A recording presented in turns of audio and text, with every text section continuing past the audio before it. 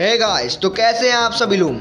हमारी इमेजिनेशन की दुनिया में आप सभी का वेलकम है। इस बार का टॉपिक भास्कर कुमार भाई की तरफ से आया है। उनको ये बात समझ में नहीं आ रही आखिर सच्चाई क्या है, क्योंकि उन्होंने एक वीडियो देखी हनुमान वर्सेस थॉर, जिसमें कुछ लोगों का कहना था कि भगवान हनुमान जीतेंगे और कुछ लोगों का कहना था कि थॉर जीतेगा। ये तो होना ही था, क्योंकि जो हनुमान भगवान का भक्त है वो हनुमान भगवान का ही सपोर्ट करेगा और जो थॉर का भक्त है वो थॉर का ही सपोर्ट करेगा। लेकिन हमने अगर इमेजिनेशन में सोचा है कि कभी बैटल हो भी जाए तो रियलिटी में कौन जीतेगा, कोई किसी के सपोर्ट से नहीं। इस बार मैं आपको एक बहुत बड़ी सच्चाई बताऊंगा जिसको सुनकर आप हैरान हो जाओगे। तो छोटे से इंट्रो के बाद वीडियो को स्टार्ट करते हैं।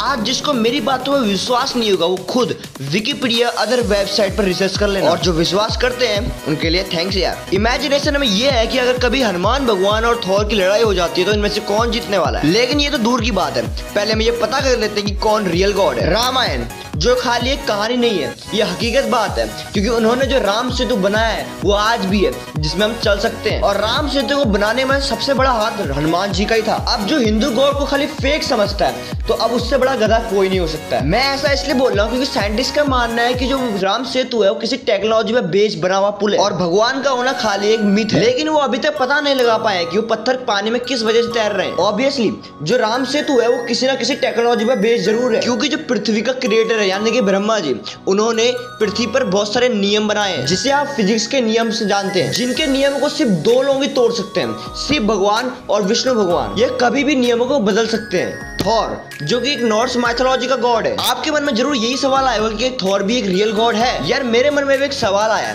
कि हमारे अर्थ पर कितने थंडर ऑफ गॉड है। नॉर्स माइथोलॉजी में थॉर है, ग्रीक माइथोलॉजी में जियस है, हिंदू माइथोलॉजी में इंद्र है और ऐसे 3-4 और हैं। अभी ये एक बहुत ही बड़ी मिसअंडरस्टैंडिंग है।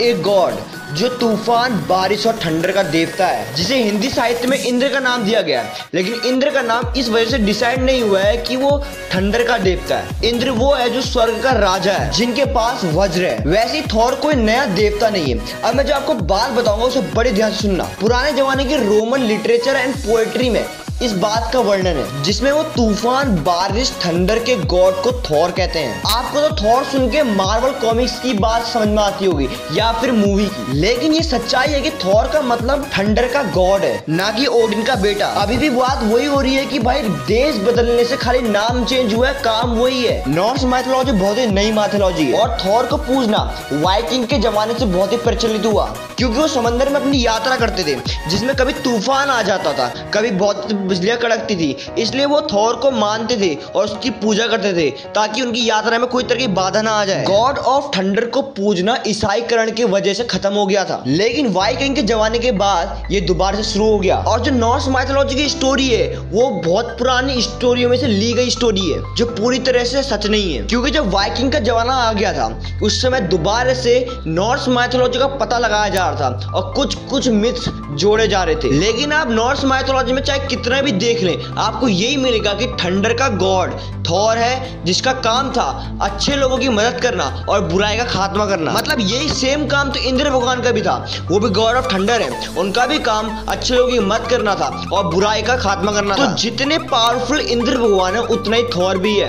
अब इसके बाद कोई मार्वल का फैन कहता है कि थॉर ज्यादा पावरफुल है तो भाई अब मैं उसके लिए कुछ नहीं कह सकता, क्योंकि अगर बोलने वाली बात हो रही है तो मैं भी थॉर से बहुत ज्यादा पावरफुल हूँ। बाकी आप समझदार हैं। तो हमारी इमेजिनेशन ये है कि अगर हनुमान भगवान और थॉर के बीच बैटल हो जाती है तो उनमें से कौन जीतने वाला है। वैसे तो हनुमान भगवान बहुत ज्यादा पावरफुल है और उन पर टेम्परेचर का कोई इफेक्ट नहीं पड़ता, जिस वजह से उन्हें सूरज को भी निगल लिया था। वो अपने साइज को बहुत ही बड़ा कर सकते हैं और बहुत ही छोटा कर सकते हैं। वो हवा में उड़ सकते हैं, वो सांस ले सकते हैं पानी के अंदर भी। उन्हें किसी भी अस्त्र से नुकसान नहीं पहुंचाया जा सकता है, जैसे कि हमने रामायण में देख रखा है बहुत बार। लेकिन अब बचपन में इंद्र भगवान की वजह से एक बार वो बेहोश हो गए थे, लेकिन उसके बाद इंद्र भगवान ने उनको वरदान दिया कि उनके वज्र पर कोई उनका प्रभाव नहीं पड़ेगा। तो थॉर की लाइटनिंग का हनुमान भगवान के ऊपर कोई भी इफेक्ट नहीं पड़ने वाला है। और इसके बाद तो फिर हनुमान भगवान को हराना तुम भूल ही जाओ, क्योंकि उनके पास सबसे बड़ी शक्ति है राम का नाम, जिस वजह से राम भगवान उन्हें खुद भी नहीं हरा सकते हैं। रावण जैसे राक्षस को हनुमान भगवान अकेले मार सकते थे, लेकिन अपनी कर्तव्य का पालन करते हुए उन्होंने नहीं मारा। हनुमान भगवान रुद्र के अवतार हैं,